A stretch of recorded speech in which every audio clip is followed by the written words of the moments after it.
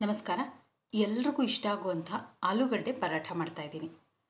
ಆಲೂ paratha ಲಟ್ಟಿಸ್ಬೇಕಾದ್ರೆ stuffing ಆಚೆ ಬರದೇ ಇರೋ ಹಾಗೆ ಹೇಗೆ ಲಟ್ಟಿಸ್ಕೊಳ್ಬೇಕು ಅಂತ ನಾನು ತೋರಿಸ್ತಾ ಇದ್ದೀನಿ. ಇದೊಂದು ಟ್ರಿಕ್ ತಿಳ್ಕೊಂಡ್ರೆ ಆಲೂ ಪರಾಠ ಯಾವ ಪರಾಠ ಬೇಕಾದರೂ ಸುಲಭವಾಗಿ ಮಾಡ್ಕೊಂಡ್ಬಿಡ್ಬಹುದು. ಈಗ ಹೇಗೆ ಮಾಡೋದು ಅಂತ ನೋಡೋಣ. ಮೊದಲು ಪರಾಠಗೆ ಹಿಟ್ಟು ಕಲಿಸ್ಕೊಳ್ಬೇಕು. ಗೋಧಿ ಹಿಟ್ಟು ಹಾಕ್ತಾಯಿದ್ದೀನಿ. ರುಚಿಗೆ ಉಪ್ಪು ಮತ್ತು ಒಂದು ಅರ್ಧ ಚಮಚದಷ್ಟು ಎಣ್ಣೆ ಹಾಕ್ತೀನಿ. ಮೊದಲು ಇದನ್ನು ಡ್ರೈ ಮಿಕ್ಸ್ ಮಾಡ್ಕೊಳ್ಬೇಕು. ಉಪ್ಪೆಲ್ಲ ಸರಿಯಾಗಿ ಹೊಂದ್ಕೊಳ್ಳುತ್ತೆ. ಆಮೇಲೆ ಅವಶ್ಯಕತೆ ಇರುವಷ್ಟು ನೀರು ಹಾಕಿ ಹಿಟ್ಟನ್ನು ಕಲಿಸ್ಕೊಳ್ತೀನಿ.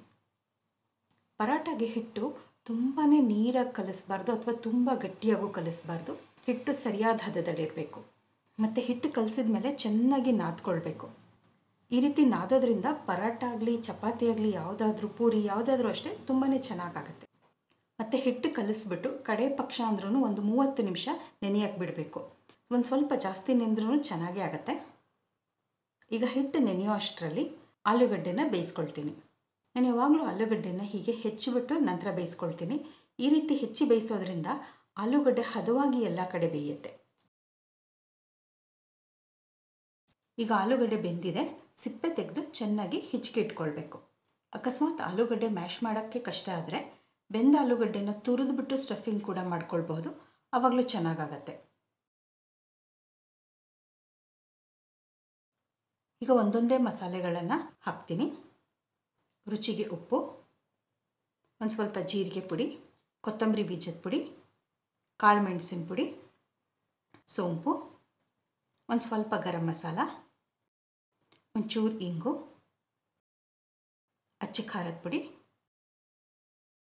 ಸ್ವಲ್ಪ ಅರಿಶಿನ, ಹಸಿಮೆಣಸಿನಕಾಯಿ, ಕೊತ್ತಂಬರಿ ಸೊಪ್ಪು ಇದಿಷ್ಟನ್ನು ಹಾಕಿ ಚೆನ್ನಾಗಿ ಮಿಕ್ಸ್ ಮಾಡ್ಕೊಳ್ತೀನಿ.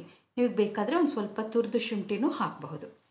ಅಕಸ್ಮಾತ್ ಸ್ಟಫಿಂಗ್ ಸ್ವಲ್ಪ ನೀರಾಗಿ ಆಗಿದೆ ಅಂತ ಅನ್ಸಿದ್ರೆ ಬಾಣಲೆಗೆ ಒಂದು ಅರ್ಧ ಚಮಚ ಎಣ್ಣೆ ಹಾಕ್ಬಿಟ್ಟು 1-2 ನಿಮಿಷ ಒಲೆ ಮೇಲೆ ಇಟ್ಬಿಟ್ಟು ನೀರಿನಂಶ ಹೋಗೋವರೆಗೂ ಕೈಯಾಡಿಸ್ಬಿಟ್ರೆ ಸ್ಟಫಿಂಗ್ ಸರಿ ಹೋಗುತ್ತೆ. ಸ್ಟಫಿಂಗ್ ನೀರಾಗೋದ್ರೆ ಪರಾಠ ಲಟ್ಟಿಸ್ಬೇಕಾದ್ರೆ ಅದೆಲ್ಲ ಆಚೆ ಬರೋ ಸಾಧ್ಯತೆ ಇರುತ್ತೆ. ಈಗ ಚೆನ್ನಾಗಿ ಮಿಕ್ಸ್ ಮಾಡಿಬಿಟ್ಟು ಮೀಡಿಯಮ್ ಸೈಜ್ನ ಉಂಡೆಗಳಾಗಿ ಮಾಡಿಟ್ಕೊಳ್ತೀನಿ. ಮತ್ತೀಗ ಒಂದು ಸ್ವಲ್ಪ ಕಲಸಿದ ಹಿಟ್ಟು ತೊಗೋತಾ ಇದ್ದೀನಿ. ಸ್ಟಫಿಂಗಿಗಿಂತ ಹಿಟ್ಟು ಒಂದು ಸ್ವಲ್ಪ ಜಾಸ್ತಿ ತೊಗೊಳ್ಬೇಕು. ಮೊದಲು ಹಿಟ್ಟನ್ನು ಸ್ವಲ್ಪ ಲಟ್ಟಿಸ್ಕೊಳ್ಬೇಕು. ಅಂಗೈ ಎಷ್ಟು ಅಗಲ ಆಗುವಷ್ಟು. ಬೇಕಾದರೆ ಇದನ್ನು ಕೈನಲ್ಲೂ ಅಗಲ ಮಾಡ್ಕೊಳ್ಬಹುದು. ಈಗ ಆಲೂಗಡ್ಡೆ ಸ್ಟಫಿಂಗ್ ಇಟ್ಬಿಟ್ಟು ನಾನು ಹೇಗೆ ತೋರಿಸ್ತಾ ಇದ್ದೀನಿ ನೋಡಿ ಹಾಗೆ ಮುಚ್ಕೊಳ್ಬೇಕು. ಹೀಗೆ ನೆರಿಗೆ ಥರ ಸ್ಟಫಿಂಗನ್ನು ಕ್ಲೋಸ್ ಮಾಡ್ಕೊಳ್ಬೇಕು. ಮತ್ತು ಮುಖ್ಯವಾದ ವಿಷಯ ಅಂದರೆ ಲಟ್ಟಿಸ್ಬೇಕಾದ್ರೆ ಹಿಟ್ಟು ಜಾಸ್ತಿ ಇರೋ ಕಡೆ ಲಟ್ಟಿಸ್ಕೊಳ್ಬೇಕು. ಅಂದರೆ ನಾವು ಸ್ಟಫಿಂಗ್ ಮುಚ್ತೀವಲ್ಲ ಆ ಕಡೆ ಗೋಧಿ ಹಿಟ್ಟು ಜಾಸ್ತಿ ಇರುತ್ತೆ. ಆ ಭಾಗ ಮೇಲೆ ಬರೋ ರೀತಿ ಇಟ್ಬಿಟ್ಟು ಲಟ್ಟಿಸ್ಕೊಳ್ಬೇಕು. ಆಗ ಸ್ಟಫಿಂಗು ಆಚೆ ಬರಲ್ಲ. ತುಂಬ ಬಲ ಕೊಟ್ಟು ಲಟ್ಟಿಸ್ಬಾರ್ದು. ಹೀಗೆ ಮಾಡೋದ್ರಿಂದ ಸ್ಟಫಿಂಗ್ ಸ್ವಲ್ಪನೂ ಆಚೆ ಬರಲ್ಲ. ಪರಾಠ ಚೆನ್ನಾಗಿ ಆಗುತ್ತೆ.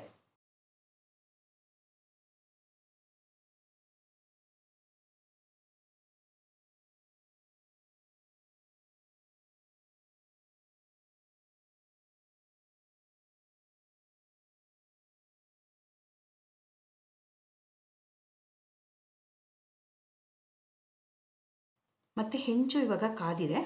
ನಾನು ಮೊದಲನೇ ಪರಾಠಗೆ ಮಾತ್ರ ಒಂದು ಸ್ವಲ್ಪ ಮೊದಲನೇ ಸಲ ಎಣ್ಣೆ ಹಾಕ್ತೀನಿ. ಅದಾದಮೇಲೆ ಎಲ್ಲ ಪರಾಠಗಳನ್ನು ತುಪ್ಪ ಹಾಕಿನೇ ಮಾಡ್ಕೊಳ್ತೀನಿ. ನಿಮಗೆ ತುಪ್ಪ ಎಣ್ಣೆ ಯಾವುದು ಬೇಕೋ ಅದನ್ನು ಹಾಕಿಬಿಟ್ಟು ಪರಾಠ ಮಾಡಬಹುದು.